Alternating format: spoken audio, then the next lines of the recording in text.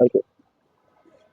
All right. So the very first thing we want to look at now is the motion of charged particles in a uniform electric field. When we have a charged particle Q projected into a uniform electric field, so I have two plates. We have a positive plate and we have a negative plate here.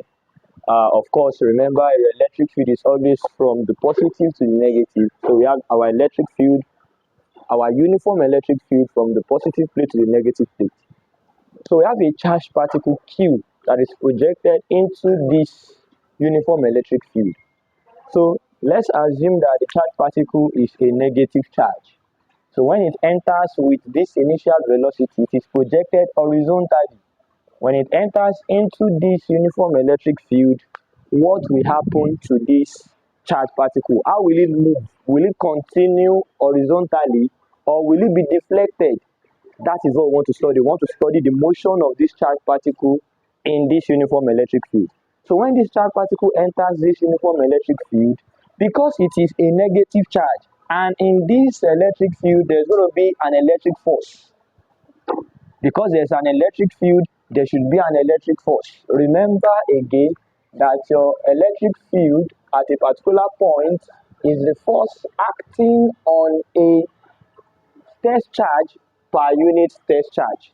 So if I assume that this Q is a test charge, the electric field in this region here, when it enters that region, will be the force that will act on it per the charge that is entering this region. So that means that if I cross multiply here, F will give me QE. So that means that once this charge enters this field, there will be a force on it, and that force is QE. So what will that force do to this charge? That force will cause this charge to be deflected. That force will cause this charge to be accelerated. How will it accelerate? Will it go up the plate or it will come down the plate? This charged particle will move up the plate because it's a negative charge. So the force, this force that will act on it, will cause it to move upwards. Now, there is something very important you need to note about this force F here. This force F here, because the field is a vertical, the field is acting vertically downwards. Then you should note that this force F here that is taking this charge up should be acting along the vertical as well.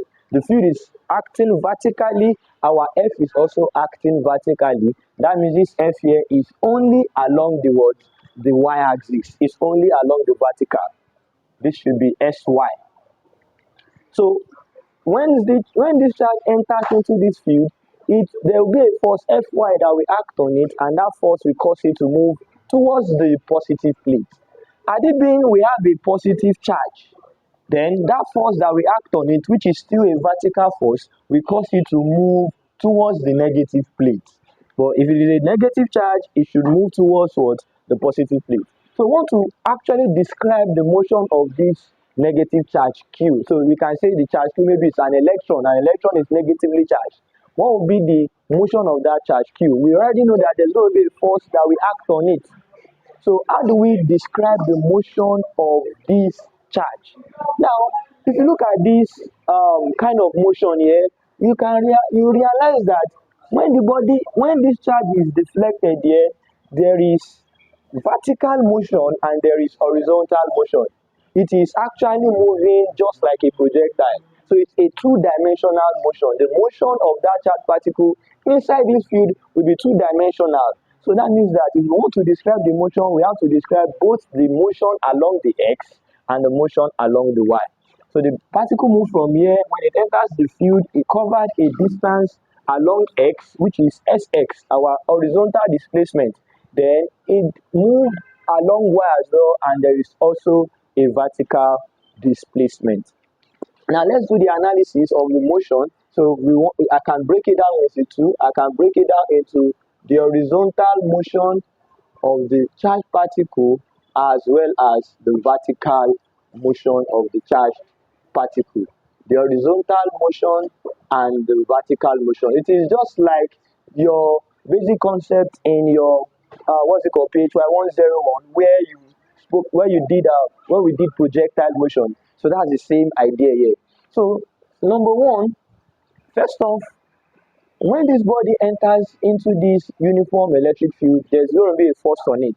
And from Newton's second law, I know that my F equals to ma from Newton's second law. So that means that if there is a vertical force Fy, there should be a vertical acceleration Ay. So our Fy, which is this guy, is equal to ma. So therefore, I can equate this together and I'm going to have may equals to qe. So that means that first off, I can see clearly here that the acceleration of the body in this field here will only be along the vertical. It is going to accelerate only along the vertical, meaning that what there is no acceleration along the horizontal. Ax will be equal to 0. Ax will be equal to 0. Now, what about our ay? From here now, I can make ay subject of formula. Our ay from here will just be equals to qe upon m. So what's our q? Q is the charge that is moving in the field. E is the electric field, the uniform electric field that we have there, and m is the mass of that charge in that field. So that's the first. Now, what again can we describe? So I can just recall all my equations of motions, and of course, our equations of motion from v equals to u plus at to s equals to ut plus half at square, and our v square equals to u square plus 2as. So first off, we have established the fact that there will be an acceleration because there is a force Fy, and that acceleration will only be along the vertical. So the acceleration is ay, which is qe over m. So since the only force acting on that charge is only along the vertical, that means that there is no force acting on it on the horizontal. That means that there will be no acceleration along the horizontal. Ax will be equal to 0. So since this is established, so that means that we can see clearly here that, of course, the body is projected horizontally. It is projected horizontally into the field. So that implies that the horizontal the initial velocity horizontally is just our v naught. It's just this v naught here. The initial velocity horizontally is the entire v naught.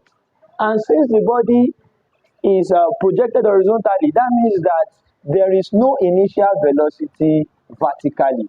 V naught y is equal to 0. So that can be established. So if this is known, so I think we project this, we can also have a situation where the charged particle is projected, let's say in this manner, into the field, meaning it is inclined at an angle theta. It is projected at a velocity v naught, which is inclined at angle theta. If we have it in this way, that means that we can actually resolve this v naught along the horizontal and along the vertical. So that means that there can be an initial velocity horizontally and an initial velocity vertically. But in this case, where it is projected horizontally, that means that the only velocity horizontally is along the only initial velocity is along the horizontal. So the initial velocity horizontally is v naught, while the initial velocity vertically is 0. So if we have established all this, then we can write the final velocity horizontally and the final velocity vertically. So from here, if I make u, of course, u is same thing as v naught. I can rewrite the formula as v equal to v naught plus at. I can have it this way. So that means that vx will be equal to v naught x plus axt. Ax is 0, so this part is 0. So that implies that our final velocity horizontally is same thing as our initial velocity horizontally, and that is still the same thing as our v naught. And of course, our vy will also be v naught y plus ayt, and v naught y is 0. So that means that our vy, our final velocity vertically, is just our ay, which is qe upon m times t. So if you are asked to find the final velocity vertically, this is our final velocity vertically. What's the final velocity horizontally? It is just the v naught guy that we have here. So again, we can also find our horizontal displacement, the horizontal displacement of that charged particle in that electric field. So I can find my Sx. We can find our Sx from here. Of course, we know that S equals to V naught T plus half at square. That implies that Sx will be V naught x plus half ax t square. Ax is 0, this part is out. That means that our Sx will just be V naught x. And what is V naught x? V naught. So that is just what? V naught t. So this can give us the time taken for that charged particle to move in this field, because of course Sx, what is Sx again? It is the horizontal displacement, which is this distance covered. What is V naught? The initial velocity of the charged particle horizontally in the field. So that means I can get from here that T is Sx upon V naught. And similarly, what is the vertical displacement? Sy. Sometimes we can use just y for this and use just x for this. So what's our vertical displacement? Sy. From there, using the same approach, Sy should give me V naught yt plus half ay t square. V naught y is 0, so this is out. So that means that our Sy is just half ay t square. So if I substitute this ay, that means we have Sy to be half QE upon m t square. And of course, what is t? T is still the same t here. That means that our Sy can actually be half QE upon m into t. What's t?